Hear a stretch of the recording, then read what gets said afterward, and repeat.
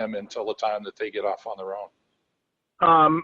No one in particular, because we've had a lot of success. I'll go back to the Live for Life Academy. It's in year, I'm gonna say 12 right now of being in existence. 15 and being in existence.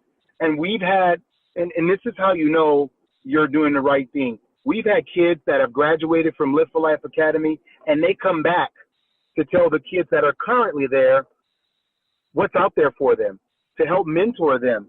Or when you look at the Boys to Men program, these kids that came to us as freshmen and 8th graders, how they turned their lives around, and now they've graduated high school, they're working a good job, helping to take care of their families. Those are the success, and we've had so many of them. To just point out one, I wouldn't be doing the programs that I've worked with and that I'm currently working with any justice. Right. No, understandably. Talk to me a little bit about your days with the NFL, and definitely being on the field and being a captain. What can you tell me in the sense of leadership? What leadership means to you? What are some of the highlights of leadership that you would try, in your work with these youth? So what would be some of the highlights of leadership, and what does leadership mean to you on the field and off the field?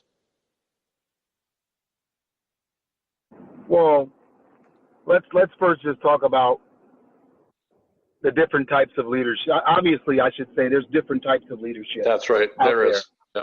I believe in hands-on encouragement, creating a sense of belief in oneself, and trying to show, not just by the words that I speak, by the life that I live, people, because it's not just kids, people. As adults, sometimes we're leading other adults. That's right. The right way to do it, and that's my vision of great leaders. The people whom have led me, at a time when you do something wrong, they put their arm around you and hug you tight instead of yell at you. They give you encouragement. They create belief in you. They empower you to do things that you never thought you could accomplish. To me, that's what good leadership is. The leaders that I've been around whom have been successful, those are the things that they do. I take those very same things, whether it's in business, whether it's with my kids, whether it's with the foundation, and I try to implement those things when I'm in a leadership role. One of the things that come to mind is just actually I'm with the John Maxwell team as a certified coach, trainer, and speaker, and John certainly talks about leadership and modeling it. And a quote I came across the other day was, "The vision doesn't come alive until the leader models it." So, for me, it's as I pick out some of the people that have a great influence on my life and definitely have been mentors along the way for me, is people who not only talk about it, but you can see it as they speak it. It's not don't do as they say, do as I do type of leadership.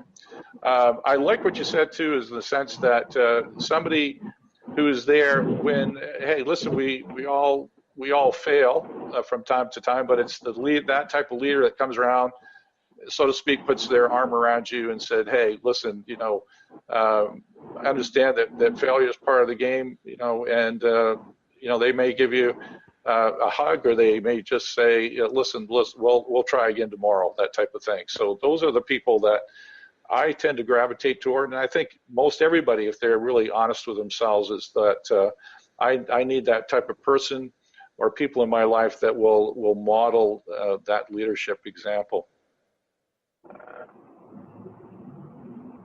Yeah, it's the only way that I'll do it, and encouragement goes well beyond scolding. You know, there's just a way of telling someone that what they did was wrong, and not just stopping there. But if you are capable, don't just tell them it's wrong, but show them what's right. Absolutely. You know, that's right. It's so easy to point out what's wrong, but when you have the resources or you have the capacity, don't just tell them it's wrong. Teach them and show them what's right, and live it. Live Absolutely. it. You're right, Marshall, and I think that's one of the things that I think a lot of people are looking at or looking for today, and as far as people to model themselves after. I think the role models that we need to follow are those that model those types of things that you just mentioned. On the field, can you think of one particular instance with with a leadership example that you influenced somebody that maybe surprised you as how you influenced them? I know exactly, and it's not. Okay. It wasn't one particular instance. Okay. It was just my character and how I am and what I've accomplished. I got traded to the Rams. It wasn't where I wanted to go. My agent talked to me, said, listen, the fact that I live here, the fact that you just got traded here, this could be a situation of destiny. And I'm thinking they were horrible. There's no way possible. I put my faith and my belief in a coach, an organization, a quarterback, some offensive linemen that I did not know. And as a leader, sometimes you have to step out there. You got to put your best foot forward and show people, not just in your character, but in your actions, that you're willing to lead by any means necessary. So I took less money, came in, got on this team, and started leading by example. The first 4 games, I probably touched the ball altogether 20 times. Now, I just came from Indianapolis in a situation where I was like 80% of the offense. And now I'm in a situation, I touched the ball in 4 games 20 times. We're 4-0. Now, I could go to the coach and I could be upset and demand the ball. But if you want to put your best foot forward and you want to lead by example, you shut your mouth, you continue to work hard, and you lead. And that's what I did, because that was the right thing to do. That instance and what I did created what people call the greatest show on turf, because we became a bunch of unselfish athletes who was willing to really embellish, relish, and enjoy, regardless of who scored the touchdown, as if we scored the touchdown individually. We all scored. We became a real team, and we built something very special that to this day, of the 53 guys that played on that team, I talked to about 40 of those guys on a regular. We're still close. Wow, that's amazing. What I did, and I'm going to tell you, I had no idea that, and it was hard. It was hard to bite my tongue. And they just paid me all of this money. In 4 games, I touched the ball 20 times.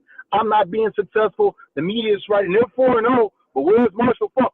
And, to a test, I was being tested. I had to keep my mouth shut. And what came of that is one of the greatest teams to ever play. Definitely, I believe the greatest offense to ever lace them up in the NFL. You could put us toe-to-toe with anybody. And, that example, I use it often because I caught myself, I had to step out of character. And sometimes in order to lead, you have to do that. You used to doing, you have to do to show the people that are following you that they need to step out of character to be successful. Wow, absolutely. That is that's tremendous. And I've watched you play, and to hear what you just said is amazing. I remember, and you'll have to excuse me, Marshall, because I grew up in Maine, so I'm a New England Patriots fan. So again, I remember one time, and I can't remember what year it was. I think it was at the Super Bowl. They were introduced not as individual players, but as a team, and it was quite a concept. And the more that I study leadership and get involved with it, it is that type of thing that you just mentioned. Is that one that you had said is stepping out of character, that people see that you're willing to lead by example, that you're willing to lead by what's going to be beneficial for everybody else. It's a team effort that really brings the leader to the forefront, and certainly you've displayed that. So if you're just joining us, this is Coach on Fire High Performance Leadership with your host, Stephen Bryant. Our special guest today is Marshall Faulk, NFL Hall of Fame Pro Bowler and head of the Marshall Faulk Foundation. Marshall, we were connected in a kind of a neat way, because I'm just going to go a little bit because our time is limited to the Shining Mickey Awards. Tell me how that came together for you. Yeah, I was introduced to the Shining Mickey Awards by a friend of mine whom has done a lot of work with them. And in doing that work, she does a lot of fantastic work. We started talking about our different philanthropy desires and how important it is to give back and create that environment in various communities that you are involved in. And she told me about this award show and what they're doing.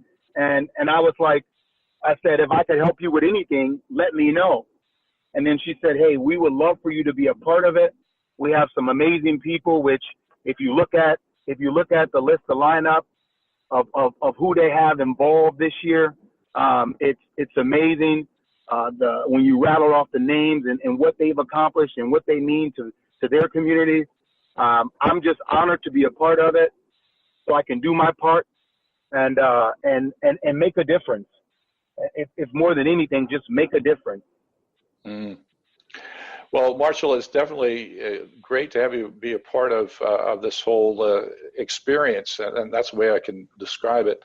There's also Kevin Harrington and Frank Shankwitz, Greg Reed. We also, and how this really started out, if you're listening to my journey through this, Coach on Fire founder Michael Brooks and I were talking, and we had talked about where I'm involved since our move to Fort McMurray with the nonprofit world, working as an executive director with the Center of Hope, which is a daytime drop-in center for the homeless here in Fort McMurray, and then with my work with Waypoints, which it deals a lot with helping women who are fleeing domestic violence. And so we were talking about how do we help the small to medium-sized nonprofits, because a lot of what they do is fantastic work, but finding the resources to do it is often quite difficult, and they're spending so much time doing the work. It's hard to be finding time to be creative, and so what we were hoping to do, and never imagined it being on the scale that it is today, and certainly having you part of it, Marshall, is a tremendous gift to us, and again, I want to thank you for that. So I think we were thinking too small, but through just different contacts that we had, we were able to bring it to where it is right now. And so this is going to take place in February with a lot of great things happening. And because we really don't have a lot of time to talk about that, I'm going to give, if you're listening to this particular website, it's www.shiningmickeyawards.vip. And I'll also put this in the blurb when we post this on social media. Marshall, any last thoughts before you have to go, as I know you have to go in just a couple minutes here? I just encourage people to, if you don't start a nonprofit, go be involved with a nonprofit. Um,